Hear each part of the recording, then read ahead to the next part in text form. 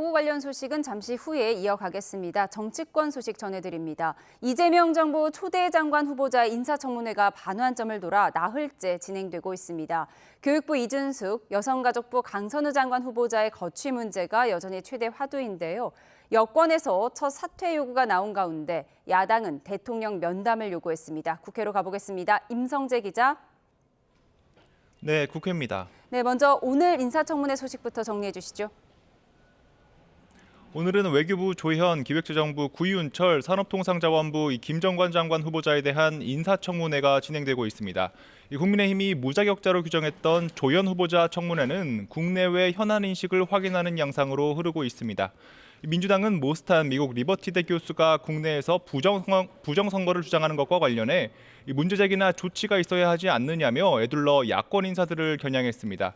이에 조 후보자는 허위 사실이나 가짜 뉴스로 선동하는 건 용납될 수 없다며 관련 기관과 협의해 대응해 나가야 한다고 답했습니다.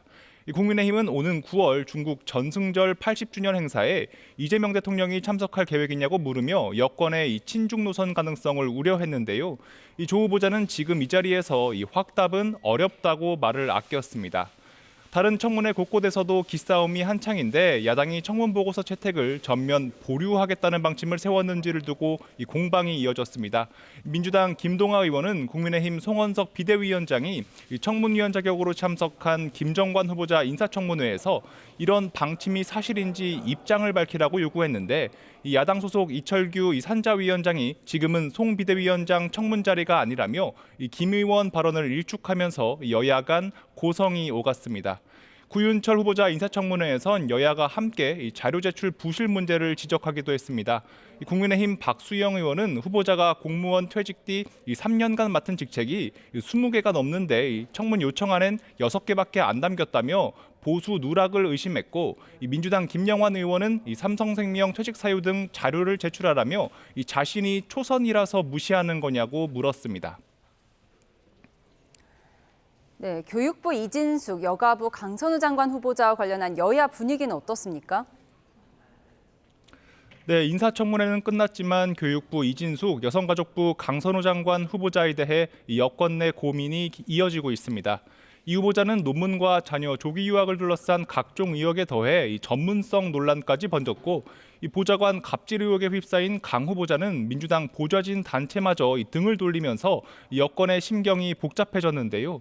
여당은 공식적으로 각 후보자 엄호 기류를 유지하고 있지만 당내에선 낙마 의견이 서서히 수면 위로 오르고 있습니다. 박지원 의원은 라디오 인터뷰에서 직접 낙마 의견을 피력하진 않았지만 정치는 국민의 생각을 따르는 것이고 민심을 거역해선 안 된다고 강조했습니다.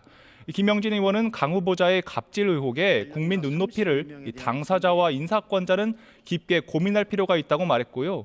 논문 의혹을 받는 이진숙 후보자만큼은 사퇴해야 한다는 주장도 당에서 처음 나왔습니다. 이진숙 후보자에 대해서만큼은 좀 이건 아니다. 이진숙 후보자께서 대통령님께 그만 부담을 주셨으면. 국민의힘은 두 후보자 모두 자격이 없을 뿐 아니라 인사 검증 시스템 자체에 문제가 있다며 대통령과의 면담을 요구하고 나섰습니다. 송원석 비대위원장은 대통령의 최측근과 실세들이 검증도 없이 추천장을 꽂아 넣는다는 소문이 많다면서 대통령실은 제1야당 당수의 제안에 즉각 대답하라고 촉구했습니다. 이런 인사들을 추천하고도 대통령님의 눈이 너무 높다는 아부가 주변에 넘쳐나니까 대통령의 눈과 귀를 가로막고 있는 것입니다. 원내 핵심 관계자도 기자들과 만나 이진숙, 강선우 후보자를 콕 집어 자진 사퇴나 지명 철회를 해야 한다며 정부 여당의 결자 해지 필요성을 강조했습니다. 지금까지 국회에서 YTN 임성재입니다.